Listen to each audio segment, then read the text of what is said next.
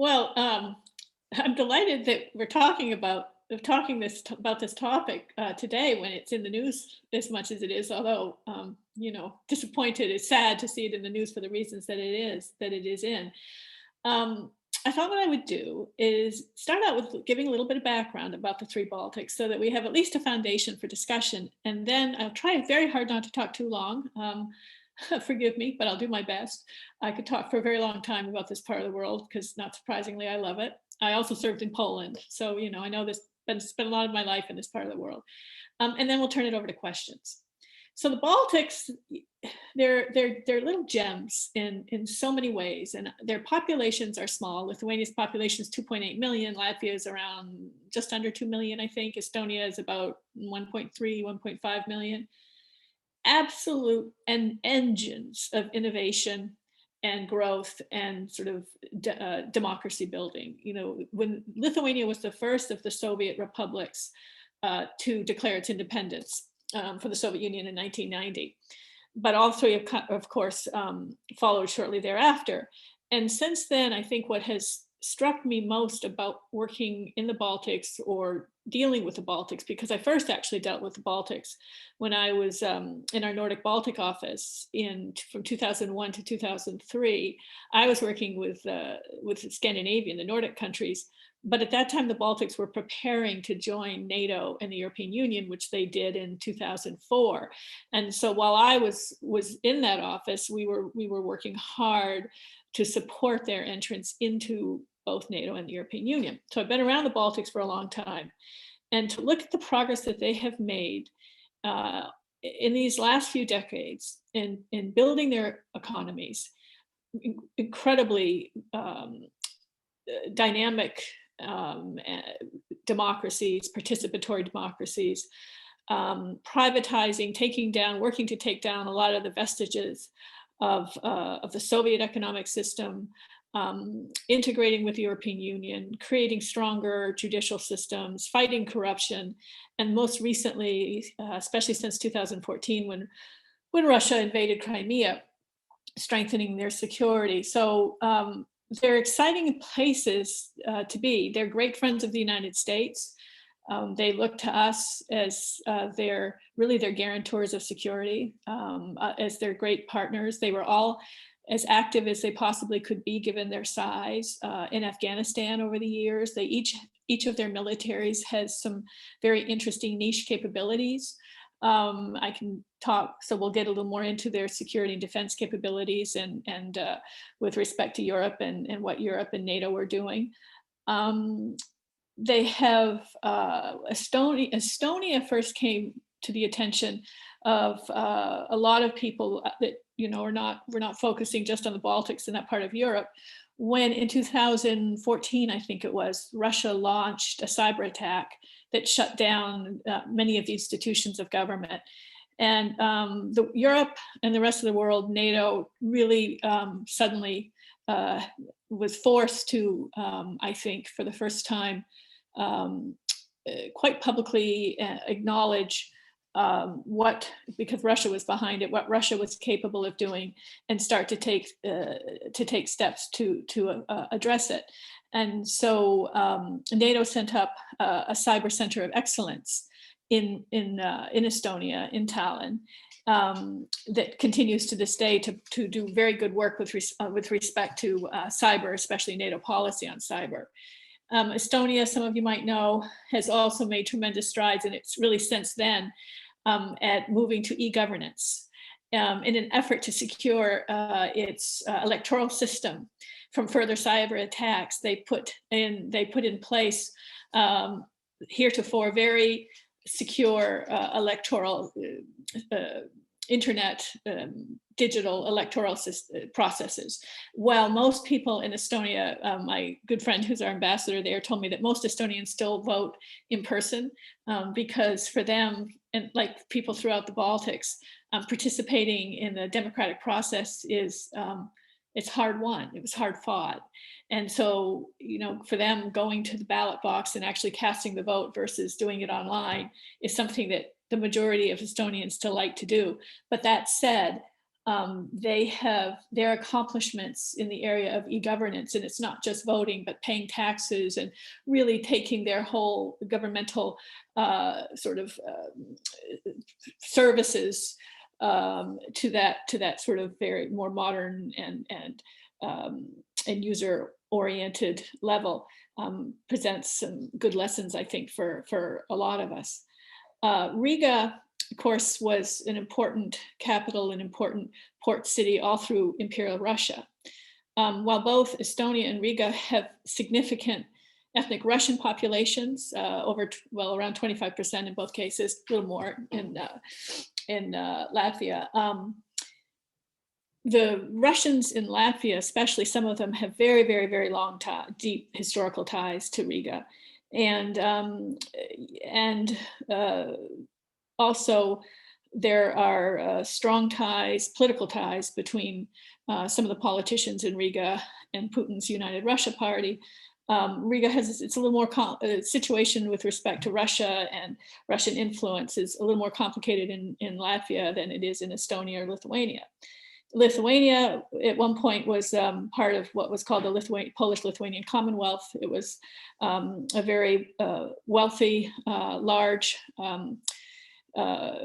commonwealth that extended from basically what today is Ukraine all the way up to the Baltic Sea. Most of the European trade in wheat traveled through the Commonwealth. It was partitioned and disappeared in the 18th century.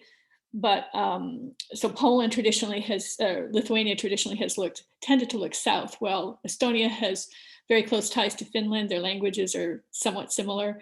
Lithuania's historical ties are with Poland. All three, though, share, they share the common experience, obviously, with Russia, with their neighbor to the east. They share frequently a delight at poking the bear. As I've heard it described, Estonia is the smallest, so they're more than happy if Lithuania takes a little shot at Russia once in a while, but Estonia will do it when they can. But while I'm making a little light of it, they know their neighbor to the east very well. And so, I think we all in the United States have over the years and continue to benefit from their assessment of Russia. After in 2016, after our presidential election in Lithuania, we had an unprecedented number of congressional delegations come and visit Lithuania. Most of them were, they were either all Republican or bipartisan, generally led by Republicans, but all came with the same message. They generally went from Lithuania on to Ukraine and maybe Georgia, but all had the same message, which is, notwithstanding what you might have heard during the campaign, we honor our commitments, we support NATO. And we're here to make that, to convey that to you, but we're also here to better understand what you are seeing Russia do in your neighborhood, so that we can learn from what you're seeing and how you're reacting to it. A couple of other things, I think, before we go more deeply, I think, into some of the defense challenges. It's important to know about the Baltics. They've had, since the economic downturn in 2008, 2009, they've had some of the strongest economies in Europe. The Lithuanian economy contracted in 2021 or 2020 by only 0.9%. I mean, they're incredibly robust economies. The Estonians were the creators of Skype. Lithuania has a world-class biotech sector. Thermo Fisher Scientific is there, as well as other American firms. Teva, the Israeli company, is there. They also have recently developed a pretty robust fintech sector. Brexit, I think, in some ways is going to benefit the Baltics because some people are going home, young, educated people. Some of them are going home, but it's also opened up possibilities for investment in things like fintech. Estonia also is known for its innovative economic sector, and so there's a lot going on in those places. So I think probably I've probably spoken long enough at this point. And why don't I turn it over to some questions, and we'll get it down into some of the really interesting things. Okay, so Jane, why don't you go ahead and unmute, and we'll start with you. And I, at this time, also invite some of our audience members to go ahead to the Q&A box and start typing in some questions, and we'll read them aloud to Anne. So go ahead, Jane. Okay, so since Russia invaded Crimea, which has certainly been high point to press in that area in the media, you know, I do wonder how that all is still playing out, but it comes and goes. NATO and alliance members, they have taken new steps to support defense in the alliance for Estonia, Latvia, and Lithuanian security. And I know that there has been a discussion about the Baltic Air Policing, etc. Can you give us more about how you assess the sense of security there and the actual security in the region for us? Sure. Yeah, in 2014, what am I saying? During the NATO summit in Wales, NATO, for the first time, decided, this is in the wake of the Russian action in Crimea, to do two things: to assume within the next couple of years, to put something called have an enhanced forward presence in the Baltics, in Poland and in the Baltics, and in the meantime to rotate smaller companies in and out of the Baltics in the lead up to that. You know, that's something that I think none of us 10 years ago could ever have imagined would be happening in Poland and the Baltics, that we would see a NATO presence in these countries. Now, the enhanced forward presence that NATO stood up and eventually arrived in the Baltics in, let me think, about 2015, 16, and that around that time, are comprised in each case of several countries, and each country has one NATO member that leads the presence, and then there are other members that generally rotate out. So, for example, the United States leads the NATO presence in the NATO battle group in Poland. Germany leads in Lithuania, and then the UK and Canada lead in Estonia and Latvia, respectively. Mm-hmm. You know, during the Second World War, the concern was the Fulda Gap. And, you know, the efforts that were made there to defend that gap were, I think many people would say, successful. The focus of NATO efforts in the Baltics and in the Polish area is the Suwalki Gap. And the Suwalki Gap is about a 60-mile wide border that separates Lithuania and Poland. And it's has Kaliningrad, Russia to its west, and Belarus to its east.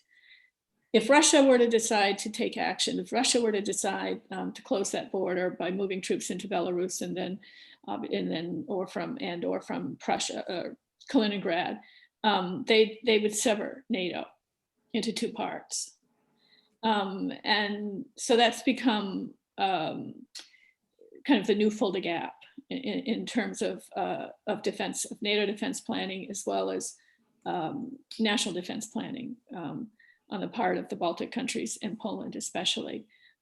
We also have bilateral presence, military presence in those countries. Mm-hmm. Right now, when I was their ambassador in Lithuania from 2016 to 2019, we generally had a company-sized presence. I think it was anyway, I don't have to list who they were, but and then the Lithuanians working with us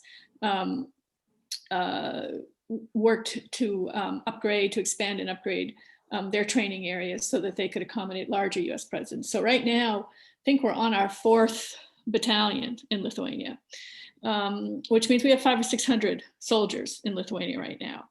And then we have more than that in Poland. And this is in addition to the NATO presence in these countries. And so I guess I would say, have the countries done enough? Those countries do everything they possibly can. We also have presence in Estonia and Latvia as well. And I guess I would say one of the terrific things about working with those countries is the United States, or is the Brits, or the Canadians, or the Germans for that matter, is when you ask them to contribute to something, they do everything they can. Whether it's a presence in Afghanistan or spending money to improve, their own defense, defensive capabilities, they do so. And so, there's no question but what, in my mind, that they're more secure than they were today than they were, 5 or 6 years ago. Absolutely. Certainly they feel they are. They will always feel vulnerable, given the size and the military capability of their neighbor, and the kind of, but I think that's enough to, that hopefully that answers your question. Yeah. Well, can you tell me a little bit more about exactly what that Baltic Air Policing means in terms of how close is that to getting, any of our soldiers, battalion size or not, in any kind of danger? I think of some of the other parts of the world where some of our presence is almost provocative. Right. Baltic Air Policing is it's a NATO presence. It's a NATO countries rotate with whatever air capabilities they have for 6 to 9 month periods. And if there's a Russia is supposed to, I'm trying to remember what you call it, but there's Russia's, before Russia makes a flight, they're supposed to, they don't record it, but you go in, there are authorities with which you go and you let them know where you're going to be flying. Occasionally Russia doesn't do that. Occasionally Russia comes too close. And in that case, so whoever is manning the airfield, it's in Lithuania, will scramble and go up and and make sure that the Russians don't come too close. And the Russians, they haven't done this recently that I know of, but a few years ago they did sort of enjoy some old-fashioned Cold War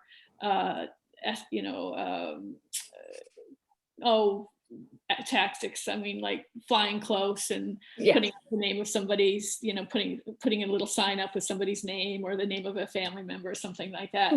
I mean, it's real. I don't consider it provocative in the least, because NATO's, there are clearly established rules and they're playing within the rules.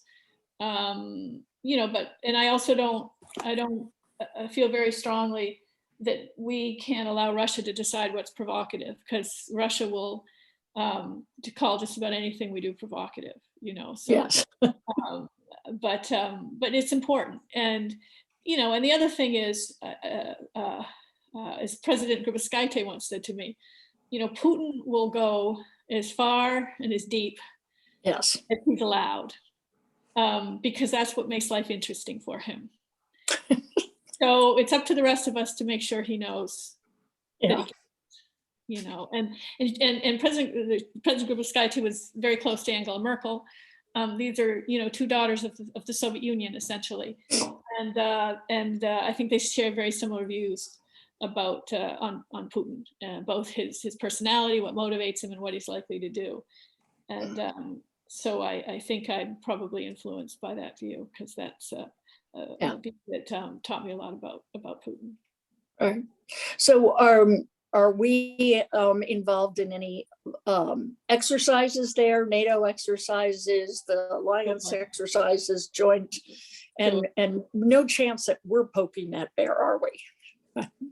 Whoever asked that question is probably, being a little facetious. I really don't believe we are. I mean, if you look at the scale of Russia has amassed right now, but amasses every year in its Western Military District, or every couple of years when it undertakes its exercises, it absolutely dwarfs anything we do.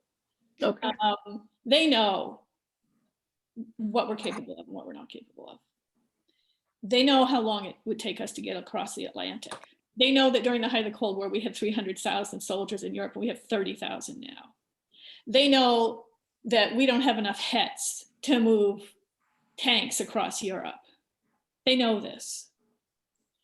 So I think, you know, I don't countenance that they're Okay. positive at all. But they're always going to say we are, of course. Yeah.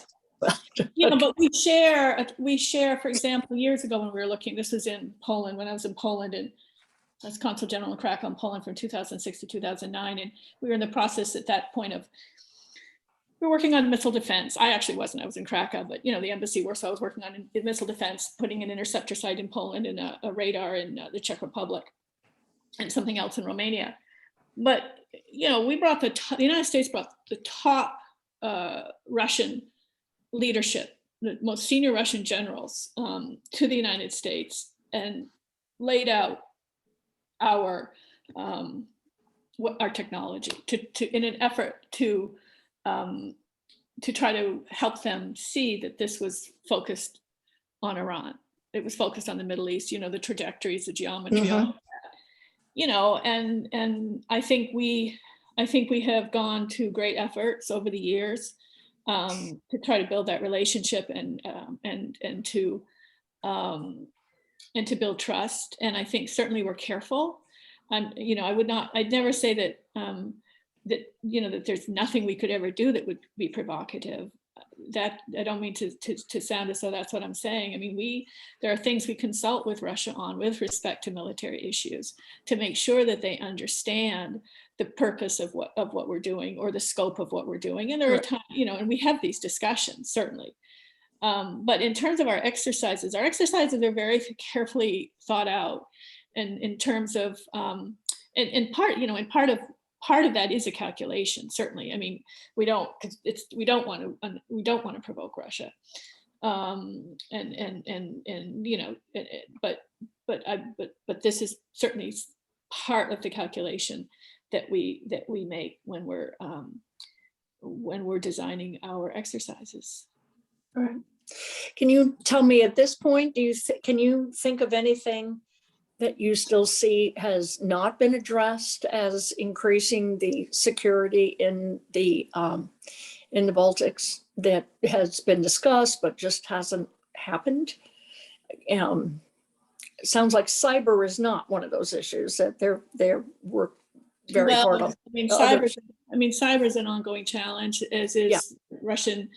They're very increasingly sophisticated disinformation and propaganda effort. You know, the Russian really never shut down their propaganda machine with respect to the Baltics, and I didn't realize that until I got there, because I first went to that region in 2010, and they, you know, you could see them sometimes highlighting or distorting certain issues in order generally to drive a wedge between the Baltics and the West, especially the United States. So, you know, they never lost that capability to the extent that we ever had it. You know, we folded USA into the State Department. It's a very different kind of an organization now. And so that's an ongoing challenge. All three Baltics are very good at recognizing disinformation, identifying it, and trying to counter it. They even, to some extent, teach media, what they would call media literacy. It's really like critical thinking to students, trying to help them better identify, like when they're online, when they're on social media, you know, be better able to discern what's fake and what's real.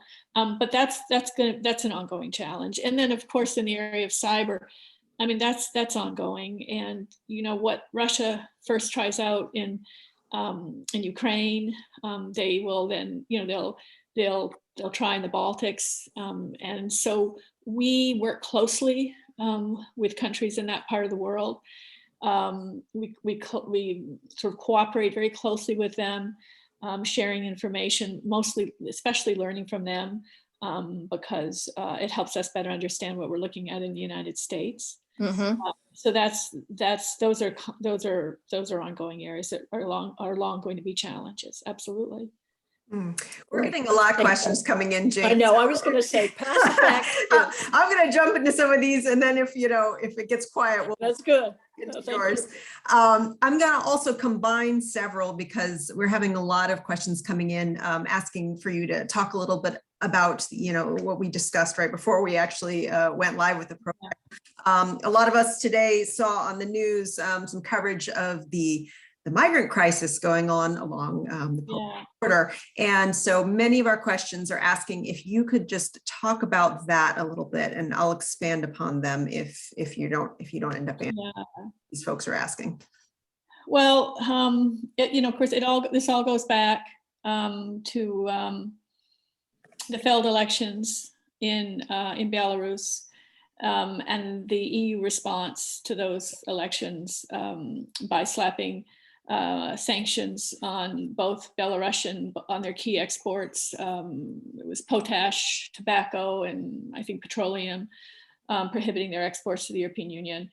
And then I think 150 or more of executives related to those industries, which of course in a state like Belarus are also close to Lukashenko. And then of course, then the diversion of the Ryanair flight, and everything changed tremendously. It changed completely when that flight was diverted, and and suddenly I think Lukashenko found himself in a situation where he no longer had any foreign policy maneuverability left with the European Union. And there's always been a tension in the relationship, or a push and pull between Lukashenko in terms of Lukashenko to the extent he's looking west or the extent he's looking east. And he always tries to play that. You'll see him get a little closer to the west for a while, and then and then maybe Russia will pull him back in or something, and it goes back and forth. So I think all of this, so then, and for years, Lukashenko has threatened, he has said to the European Union, I stopped smuggling, I stopped migrants, I do so much for you, and someday I'm going to open the gates. He said this before. So these migrants started coming in, primarily initially from Iraq. Apparently, the honorary Belarusian consul in Erbil is also a travel agent, or heads of travel agencies. So early on, in the early days of this, there were actually advertisements in Erbil saying, direct flights to Belarus, get into the European Union. It's expanded since then. They first started coming into Lithuania and Latvia. Lithuania and Poland both have the longest borders of the three countries with Belarus. Lithuania really quickly sealed its border, and the EU offered to have Frontex, their border patrol, come and help. And I think around 100, they've got 100 or so Frontex officials helping. But they pretty quickly sealed their border. And the migrants started then being diverted down towards Poland. And that's what we're seeing today. And I read recently, I don't recall right now where it was, but it looks like, I think it was Turkey was sending a flight in to take back around 600 people. May have been Iraq. Also, apparently Iraq has stopped the direct flights to Belarus. So, I think the real question is, where is it going to go from here? And I think a lot of that has to do with Putin. Of course, at the same time, as we know, starting last spring, and again, now Putin's has increased its military presence near the Ukrainian border. How far is he going to let this go? Is he, is this going to be, is he going to use this as a diversion for action in Ukraine, which of course we've been worried about for quite a while. I think the stakes, I think it's doubtful that this will degenerate into some sort of kinetic conflict. You know, I think most likely you saw, I think the EU just levied additional sanctions yesterday. They're supporting both Poland and Lithuania's decisions to tighten the border. From what I read from Polish sources and Lithuanian sources, there are quite a lot of NGOs that are going in and trying to get food to these people, but obviously it's not enough. Their people are dying. There are efforts to reach out to some of the countries of origin to try to get them to take some of these people back. You know, we'll look to what extent will Lukashenko have let that happen. You know, so I think this is probably going to go on for a while. But you know, and from the point of view of Russia, of Putin, you know, this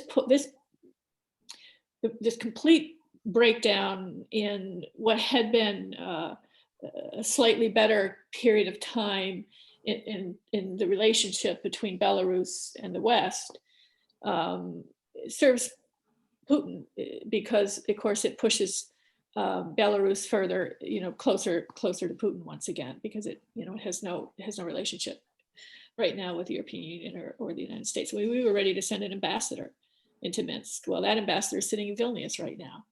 You know, we're down to just a handful of people at our embassy in Minsk right now. We had more, and we were looking at building up even further.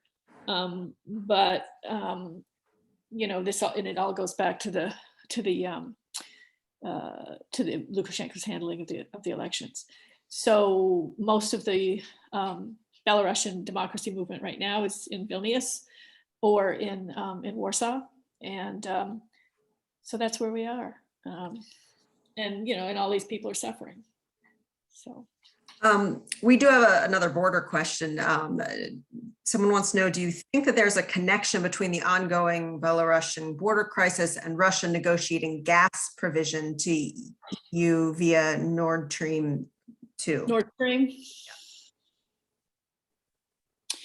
Well, certainly he can. I think Lukashenko kind of got, I think this was Lukashenko initially doing this, and you know, letting the migrants in.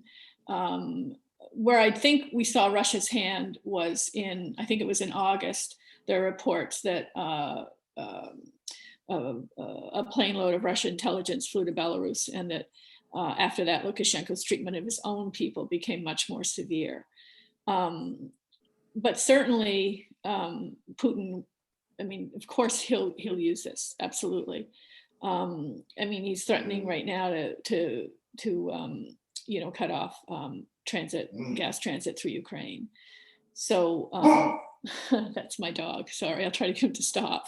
He's like a child, and after I'm on Zoom for a little while, he starts barking. Pay attention to me. Yeah, and of course, and it's interesting too. You may have read too that it looks as though you know, that Germany has at least temporarily halted progress on Nord Stream. So yeah, I mean, I don't think this probably started out that way, but to the extent that he can use this certainly to put pressure on Europe, he will, absolutely. We have a question from George. He says, can you comment on the current political dynamics in these countries? And I think he's referring to Baltics in terms of political parties and left-right orientation. Yeah, I'm smiling because you reminded me of something. So I arrived in Vilnius in September of 2016. And I remember it was that spring, the spring of 2017. And there was a very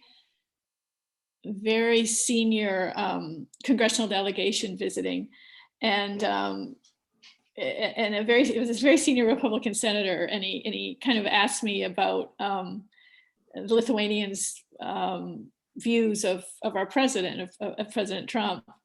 And by this point, I'd spent enough time with this congressional delegation that I was pretty comfortable with him. And I told them that what I'll tell you. I said, you know, there's a sort of a joke going around right now in Lithuania that until the 2016 elections, people in the Baltics were all Republicans, and now they're all Democrats. you know. So, but that kind of describes it. They're kind of, overall, they're kind of center-right societies, I guess I would say, although there are strong social democratic parties without question. Yeah, and the kind of nationalist populism that you see in Hungary and that you see to some extent, a little different, but certainly to a degree, a worrisome degree in Poland as well, has not, although it may be changing, entered the Baltics. Where I think you see the opening for that is in some of the reaction to the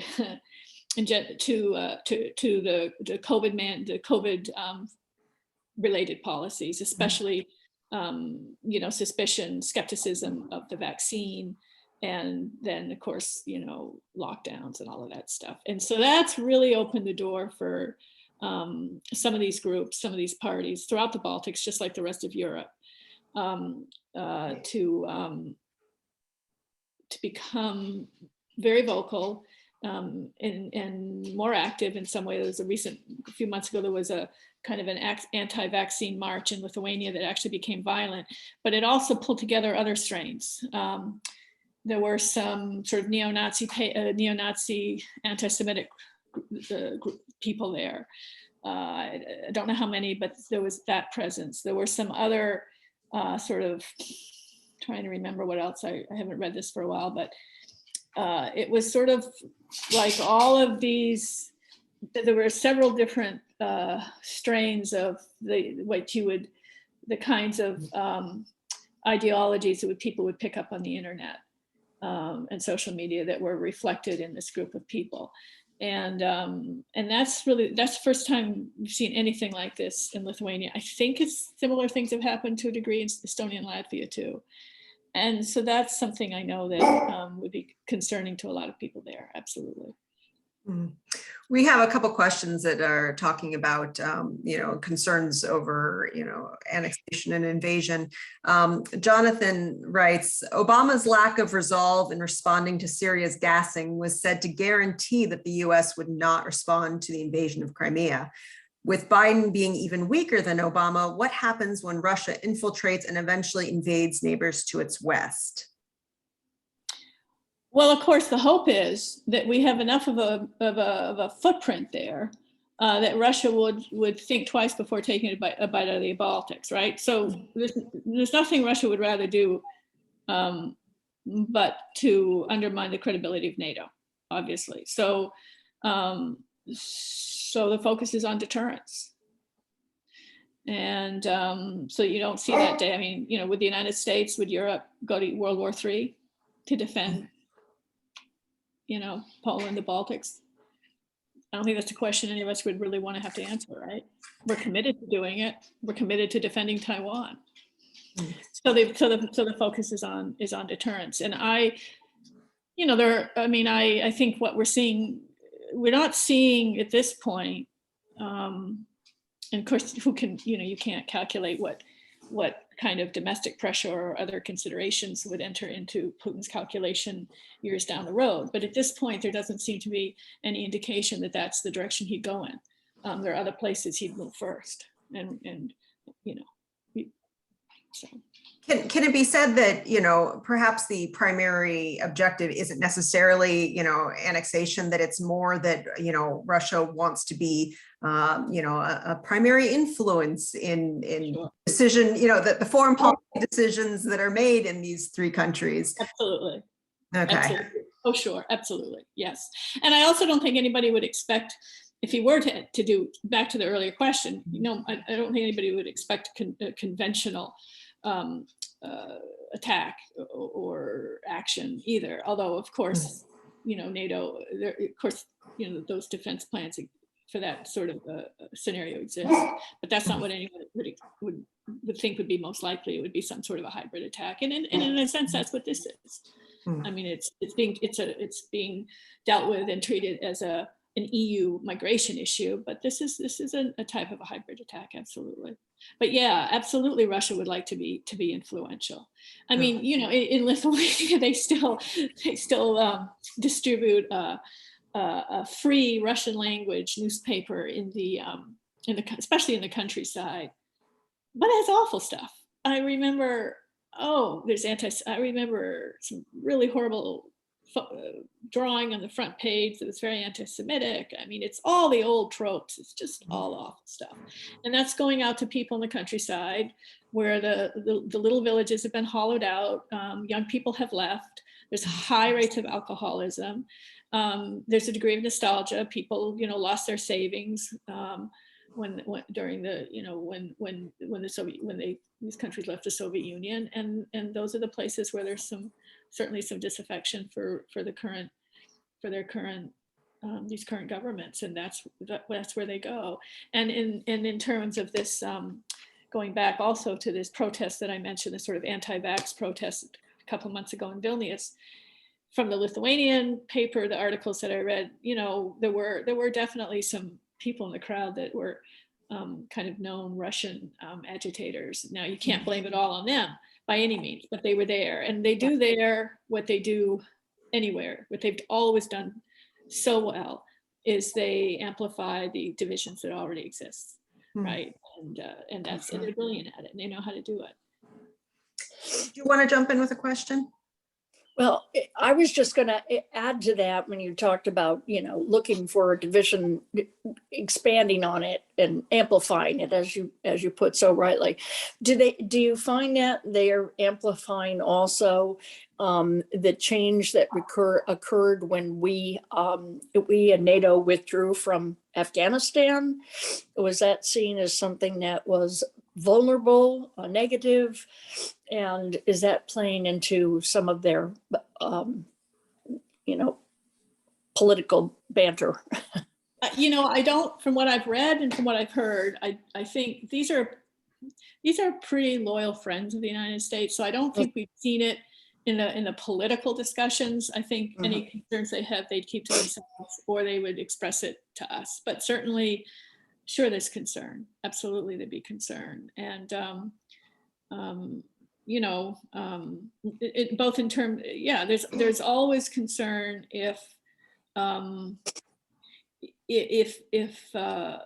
for any reason the United States looks weak, because no one wants to see in the Baltics. I mean, you know, the leadership of the Baltics and most of the people of the Baltics, you know, they want to see a strong NATO, and insofar as the United States is really the key guarantor of this NATO strength, they want to see a secure and a prosperous and a strong United States, absolutely. And so yes, I think what they saw, not perhaps the withdrawal, but unfortunately the way it unfolded, I think sure would concern them. Yeah. We have a question from Janice. She wants to know about, do the majority of Russians in the Baltics consider themselves Russian, or do they consider themselves, you know, I know that 25% of, you know, Estonians and Latvians identify as ethnically Russian. So can you just talk a little bit about that? Yeah, most of them have, you know, EU passports, and they elected to become Estonian or Latvian or Lithuanian. So, so I would say yes, but it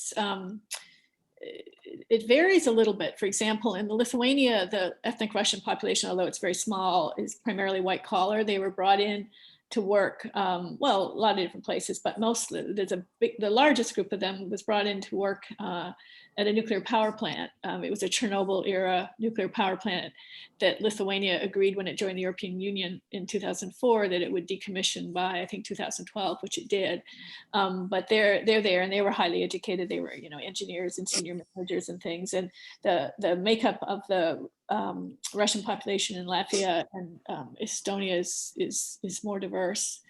And I don't have deep knowledge to be able to compare the two countries, quite frankly, of the ethnic, but I know that they carry EU passports, and you know, and I think, I'm trying to remember, the polls I've seen over the years would say they don't want to be Russian. They don't want to be living in Russia. However, there are some sympathies, certainly. You know, I mean, it's where the grandparents came from, you know, or whatever. But another challenge with that population, and also to some extent the Polish population in Lithuania, because they, and this is very odd, you wouldn't see this in Poland, but in Lithuania, they traditionally have gotten some of their, they tended to watch Russian news, is that Russia has channels, news channels that are, you know, for the Baltics, and so there's a certain amount of distortion or misinformation that that comes across in the, you know, in the news on those shows. I mean, and there's also great programming. Russian TV is terrific. You know, the movies and the series and everything. And you know, the little Baltic countries can't compete with that. The quality of Russian TV is terrific. So in between, you get news. And it's, you know, it's very much the Russia point of view, and that's a challenge too for those countries, because they can't compete with that. And that's if you you know, like they'd like to have CNN or, you know, whatever, something from the United States, but that's not free. And the Russian TV is free. You know, so it's hard. That's also a challenge. We have Gregory, we have a bunch of questions here. Gregory says, all four of my grandparents came to the USA from the northeast region of Poland before World War I. Needless to say, this was before 1918, when Poland was once again became an independent state. Then came the failure of the Western powers to honor a mutual defense treaty in 1939, then Yalta in 1945. It seems to me that the Baltics have every reason historically, as they do as much assessment and reassessment and reassessment of the USA's predictable behavior should outright by Russia seem a sure thing. Right. Yep. We also have another, oh, I'm sorry. No, I mean, he's right. I mean, it's absolutely rude. Absolutely. You know, absolutely. We also have a number of questions that would like you to comment on the disputes between Poland and the European Union. Oh gosh, I mean, I'm happy to, although I don't feel, you know, I haven't lived in Poland since 2009, and so I just read what you all have in the papers. But it's very hard to concentrate with this dog, and I can't. He's an Airedale. I don't know if anybody knows Airedales, but I can't do anything about him, and I can't let him outside because there are too many skunks around. Just a second, hold on. Airedales are beautiful dogs, though. They are beautiful dogs. See how long that lasts, anyway. Yeah, where to begin in Poland? I mean, it's this particular party is using very sort of nationalist sentiment to develop and maintain its power. It's taking steps. It hasn't gone as far as Hungary by any means, but it's taking steps to make it more difficult for you know, another party to prevail in an election. But that said, the other parties really aren't very strong in Poland right now anyway. You know, they're very they're fractured, and so you know, thinking about actually this problem on the border in some ways plays into their hands, because this is exactly the kind of migrant, you know, crisis that you know they've long talked about. Obviously, be migration from the south, but nevertheless, you know, I mean, I don't know. I don't have any crystal ball when it comes to Poland. I think a lot of the people I know in Poland are shocked. They're worried. People are marching. Women are marching. But it's very difficult. You know, there have long been, certainly in Poland, there's, even when I was there was some dissatisfaction with Brussels. You don't really see that in the Baltics at this point. It's something that we were watching and talking to Lithuanian leadership about, and so far, people in the Baltics, so far, you know, polls would suggest and voting would suggest certainly that people still feel as though the benefits they get from the European Union outweigh any, you know, any drawbacks. But in Poland, Poland has a very strong, a much stronger national pride. It's a more confident country. On the one hand, Poland has been the victim of history repeatedly, but at the same time, there's a strong sense of Polishness there, and it's something that this party has worked hard to take advantage of. And nobody, when I was in Poland, ever could have predicted that something like this would happen at all. And I don't have any great answers. I don't know what the outcomes are going to be, because I don't see right in the near term what party, a party in Poland is going to be able to take them on and beat them. So I don't know. It's tough. To comment on that a little further, Laura says, given the different political environments in Lithuania and Poland, which you just described, what do you see in terms of their work together to address migration coming from Belarus? That could be possible. And actually, I will say that their defense cooperation in over the last few years has been really superb. And that, there's also, there's a difficult history, which an earlier questioner alluded to, in terms of sort of the Polish-Lithuanian border. And when in 1919, basically, I think it was called the Polish-Bolshevik War, but the Bolsheviks decided to march west, and they were trying to get, I think people think they're trying to get to Berlin, because Germany, of course, was devastated. And so the Poles, and joined by the Lithuanians, were fighting them, and they pushed them back. They didn't, just on the outskirts of Warsaw. And, but when they fought them back towards Moscow, they went through Vilnius, which of course Napoleon went through Vilnius also. That's sort of the route to Moscow. But in this case, the Poles decided to stay in Vilnius. In Vilnius, so Vilnius, for much of history, had been primarily an ethnically Polish city and area.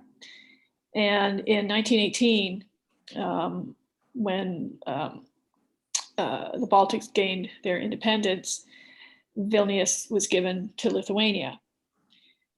So then it was about a year later, when they were fighting the Bolsheviks, pushing them back to Russia, when the Polish military got there under General Pilsudski, they decided to stay, and they occupied Lithuania. And so Lithuania had to vacate its capital and move to their second city, largest city, called Kaunas. And so from, it was like 1920, 1921 on, the Lithuanian capital was in Kaunas, and Poland occupied Vilnius. And so that, so there's also a certain amount of, I don't know what the word, I don't want to overstate it, but that's there. That wasn't all that long ago. And so the fact that there has been, I think, really excellent defense cooperation and increased sharing of defense plans between Poland and Lithuania over the last few years is something I worked hard on while I was ambassador in Vilnius, and I know people in both places. That was an important accomplishment. So, in light of my experience there, I would say yes, certainly, sure. I would think there'd be, certainly, I mean, they'd be talking to her. They'd be talking to each other. I have no doubt. I'm going to switch gears with this one because we're running a little low on time, and this is a totally different topic we haven't really even talked about, but I think it's an important one. Dennis asks, are there any of the individual Baltic countries leading in infrastructure changes to account for climate change, specifically sea rise? Are the Baltic countries actively combining resources and plans to deliver a regional solution for the projected sea rise? Yeah, it's a really good question. The Baltics tend to compete more than they tend to cooperate among themselves. And so, no, they're really not.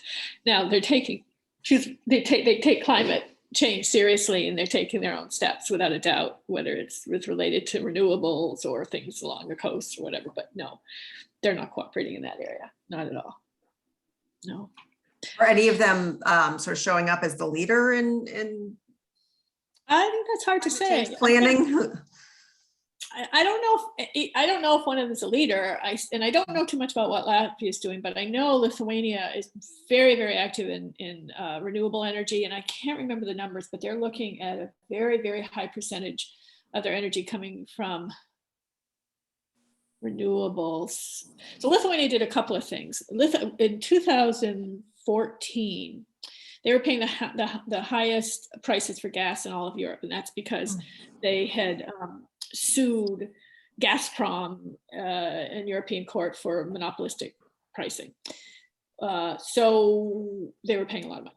So while the European Union was deliberating where to put an offshore natural gas terminal, Lithuania decided to take matters into their own hands, and they negotiated a 10-year lease with a Norwegian company. And within a year, a brand new offshore terminal built by Samsung in South Korea was floated over to Lithuania. And it's sitting there now, and they named it the Independence in English. And what then they really wanted to do was buy American natural gas. And they really wanted to buy gas from like Chevron. Well, of course, that was a whole process, of course, that we were undertaking over those years to the extent that we were exporting natural gas. And they do now buy some from us. I mean, the United States government has nothing to do with that. That's a completely market transaction. And so they had to work out pricing and everything over the years. But they do buy some from us. Of course, they buy a lot from Norway and sometimes from the Middle East. But in addition to doing that, and they do still buy some products from Gazprom, but they forced Gazprom to